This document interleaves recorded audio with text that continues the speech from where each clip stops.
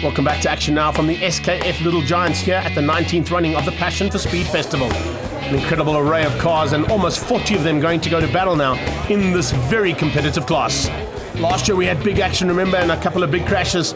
Expect more of the same at the front end, but the usual contenders out front, usually coming out of the Trans-Africa Racing stable, will be looking to take on Mark van Rooyen in his 24/7 Race Fuels Sunbeam Alpine. They're in 6th place as they head down towards turn 1. Christa Panwall on the inside there, all the way from Scandinavia, joining his good friend as they head down into turn 1 there, Chad Tendershate, but Tendershate looks like he might have just got the whole shot and hangs on to the inside line for turn 2.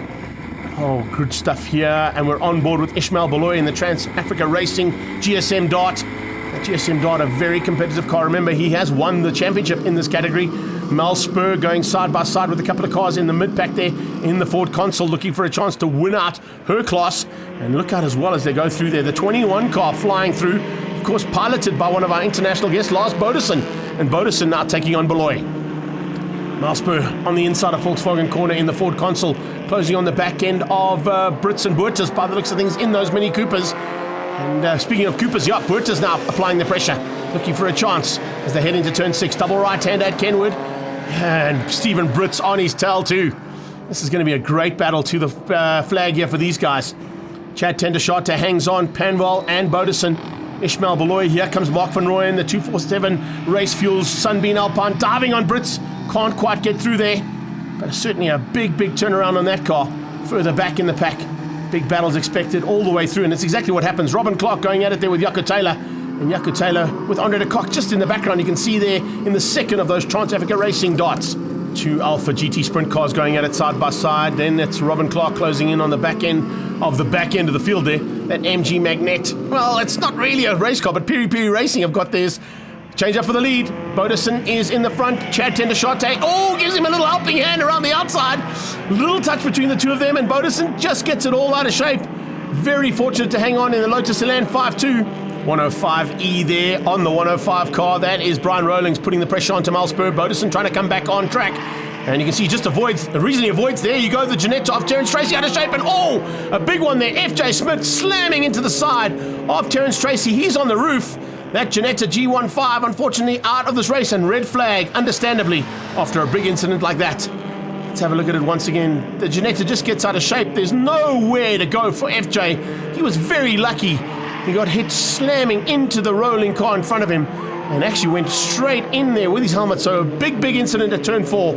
Fortunately, both drivers seem to be okay. You can see maneuvers there in the Janetta as Terence Tracy climbs out. But now we go back into race restart. Ishmael Baloy having some problems with the gearbox. Only 3rd and 4th gear left in that car. Trying to attack Lars Bodesen, who's now back into the mix just behind Panval. And you can see Panval now putting the pressure onto Chad Tendershate at the front end. Sun is going to be a major factor here. If you don't have a dark visor, you're going to find it very difficult to drive in this stage of the race, particularly here in the late afternoon at Zwartkops. 510, that is Clinton Parsons fighting with Liam Murphy there. Liam Murphy in the 3rd of the Tom Camphor Volvos, the P1800. Front end change up again. There's Stephen Brits running wide, and there you go. Sunbeam Alpine diving on the inside from Rooyen. And Andre de Kock gets taken out by the Irishman.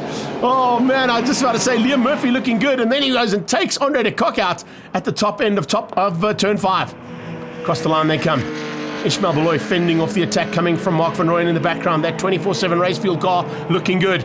And he's all over Ed Buertas now. Buertas in there too in the Mini. Vital Weather Station's Mini, but I don't think he's going to have an answer there to the Porsche.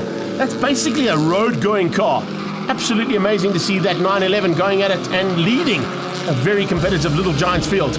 Liam Murphy has recovered, but he's got to get ahead of Carl Brink in the 3rd of the Minis. Checkered flag's about to come out. Lars Bodesen has just got through on his compatriot. But it looks like Panval might just win this out, because I think Bodesen might be in a bit of trouble for an earlier incident and for driving down the wrong way on the circuit. Panval takes Class A ahead of Bondison and Chad Tendershate. Class B goes to Ed Buertas, Carl Brink and Brian Rowlings. Malspur winning Class C ahead of Parsons and Montadon. My day was good, but not so good because I was running with only 2 gears. It was 4th gear and 5th gear. So each time, I was coming to tight corners, I would turn with 4th gear, which is not ideal, and the guys would actually pull away from me. However, when it comes to cornering, then I'll catch them, and then, pulling, and then, they'll leave me behind. As the sun sets on another magnificent passion for speed, it's great to have the final word from the big boss man from Swartkorps, and of course the man who puts it all together, Peter de Tooy. It's going to be an incredibly exciting day. It's the past, the present, and the future. And the past for me was the Grand Prix cars of the 1960s, early 60s, some of them from the 1950s. Brought back many memories where the original car alarm, some of them in Grand Central. So that meant a lot to me. Then the big V8 saloons, they never disappoint. There's always drama. The Tourist Trophy, the 19th time we run the 45 minutes, 3 cars crossing the line after 45 minutes together. It's just been incredible. Everybody had a great day, and that's our objective. When anybody comes to Swartkorps and you drive that gate, there's the expectation I'm going to have a great day's entertainment.